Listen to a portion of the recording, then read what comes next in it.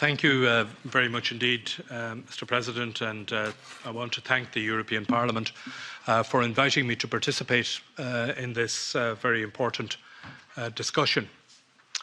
I'm the European Union Special Representative for Human Rights, but before that I spent a long time in the National Parliament of my own country of Ireland, and indeed for a time was a colleague of my good friend Pat Cox, former President of the European Parliament.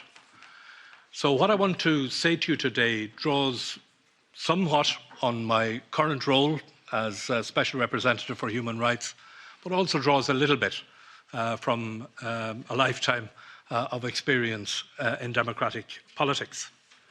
My title is Special Representative for Human Rights. But you cannot do human rights without also doing democracy. And that is reflected in all of the key European Union documents and strategies in this area. The Democracy Action Plan, which addresses democracy within the European Union.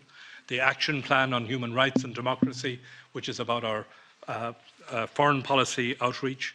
The 2019 Council conclusions on democratic support, the Human Rights and Democracy Programme for 2021 to 2027, which commits €1.5 billion of European Union funding to support human rights and democracy around the world, and more recently, the Team Europe Democracy Initiative, all of which are aimed at supporting democracy, supporting human rights, both as two wings, if you like, of the same agenda.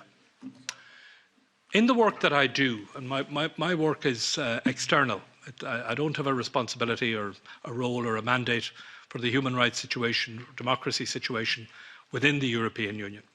But in the work that I do around the world, the picture that I'm seeing is one which, if one can think of a spectrum, and at one end of it, there are the liberal democracies like we have in the European Union and in many like-minded states.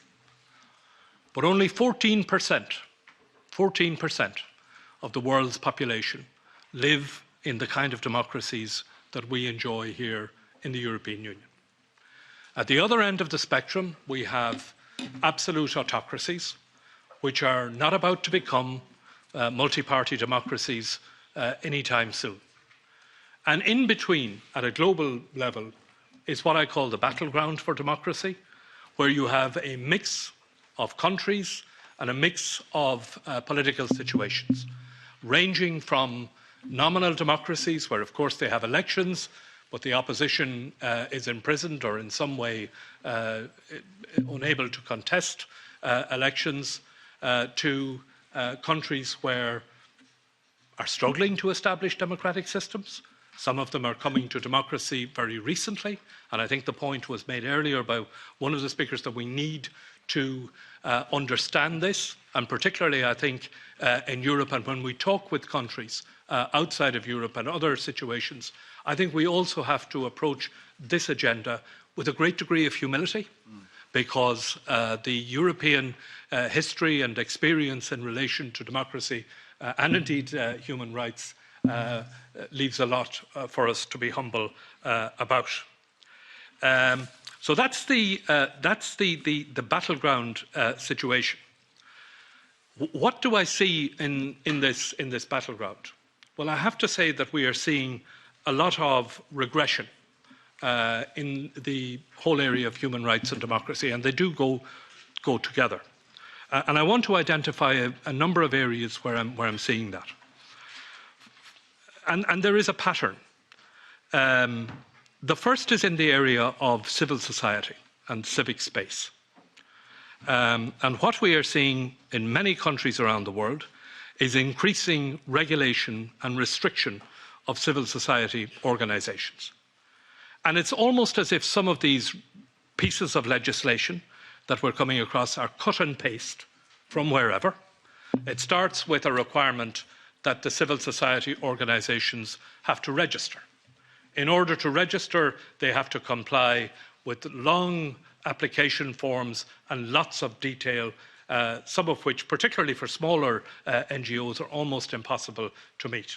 And therein, of course, lies the trap, because if you don't fulfil one of these registration requirements, then you can be declared to be illegal and you can be put out of business. The second is that you must confine your activities as a civil society organisation to the original mandate of the organisation. So if you are, for example, an organisation of beekeepers, then you must stick to beekeeping. And if you at any moment decide, well, perhaps we should look for legislation, or you become in any way political, then you're outside of your mandate. Financing. Where do you get your money from? And in particular, if you get any funding from outside of the country, the issue of foreign financing, and then that leads to allegations that you're functioning as foreign agents, and before you know where you are, you find yourself coming under some form of anti-terrorism legislation. That is the pattern that we're seeing in many countries around the world, and there's a great deal of copycat activity by countries in relation to that legislation. The second area is the question of a free press.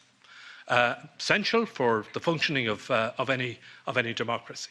Now, there are some very obvious ways in which the free press can be suppressed: direct censorship by governments.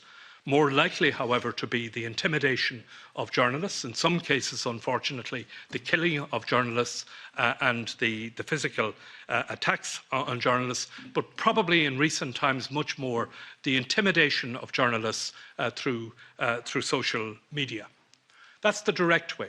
There are other ways which I think are perhaps closer to home, and some of it from within media itself.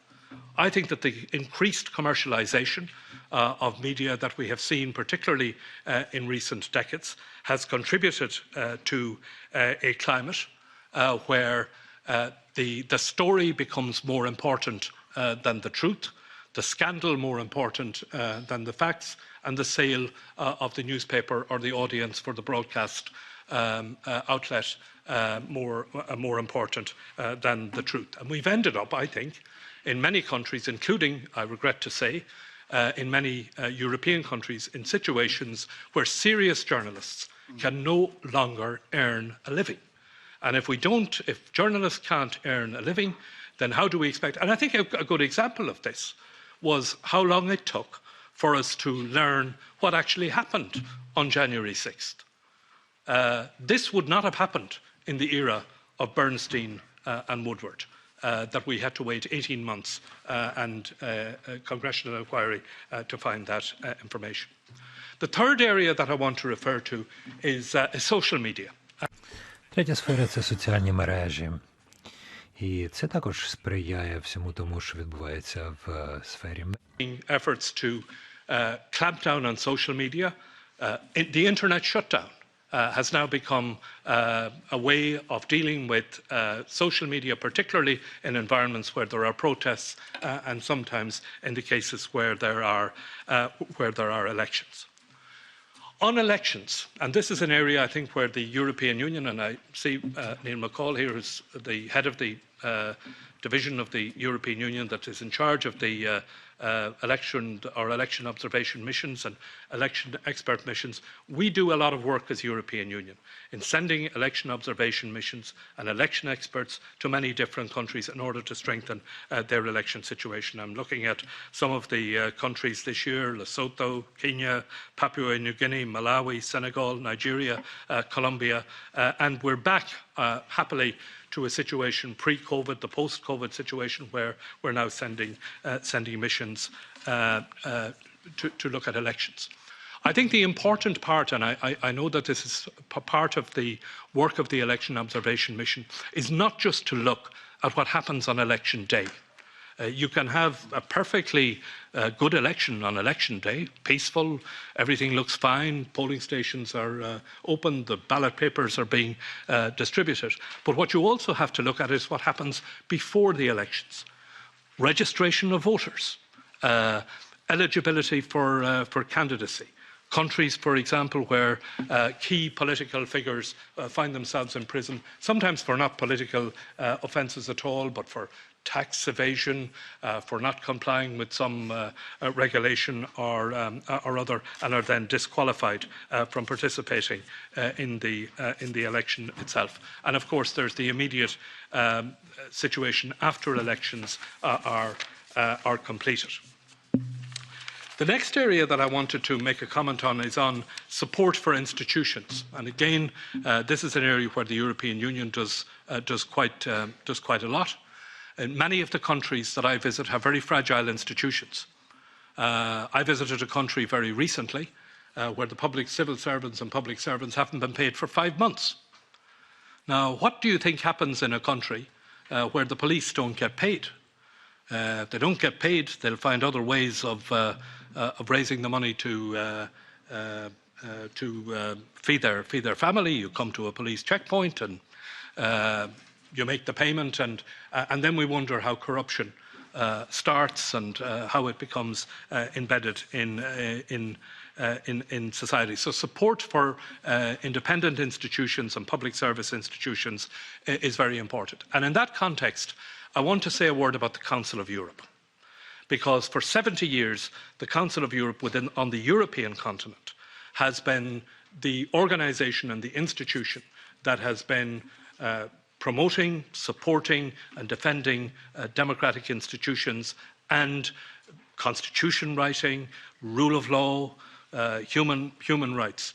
And I think that we need to I think that we need to underscore the importance of the Council of Europe, particularly in Europe, and particularly at this moment, after Russia is no longer a member of the Council of Europe.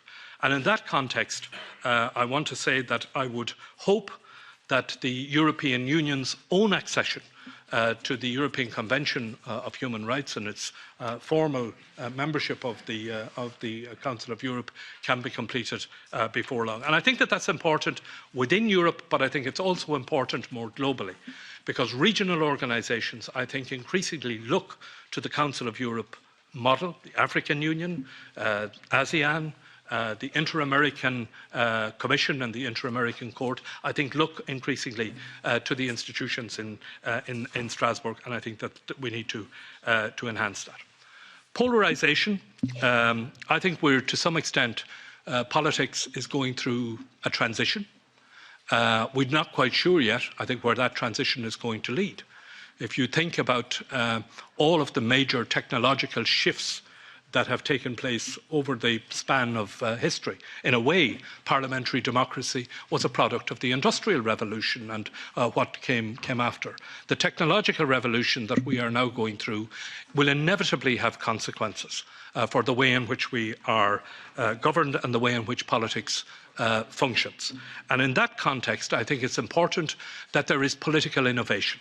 And among the political innovations that I have seen in recent times that certainly I find attractive, which are to enhance the deliberative side of politics. Because we are seeing through polarisation, that polarisation also, unfortunately, reflected in some parliamentary bodies. So there needs to be a space for deliberation and the consideration of complex issues. The idea of the Citizens' Assembly in my own country, the Forum on the Future of Europe, I think are very good models.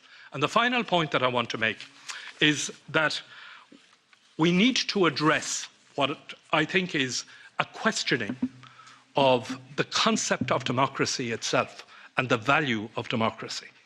And I think that that questioning is at a couple of different levels. First of all, there is a questioning about the effectiveness of democracy. And we saw this, for example, during the COVID pandemic, where the idea was postulated that those countries that were not democratic were more effective in getting the job done than those countries that were that are democratic. So we need to address this question of its effectiveness, first of all. And the second question, I think, that is being raised about democracy is its relevance. And particularly, I think, its relevance by young people. In an era where the employment contract has become more precarious, where many young people today see their future as being less prosperous or less advantageous than that of their parents, there is a questioning of the relevance of democracy to the everyday lives. And therefore, we need to connect much more closely the civil and political with economic, social and cultural. And the idea of inclusivity has to address issues of inequality and particularly, I think, of generational inequality.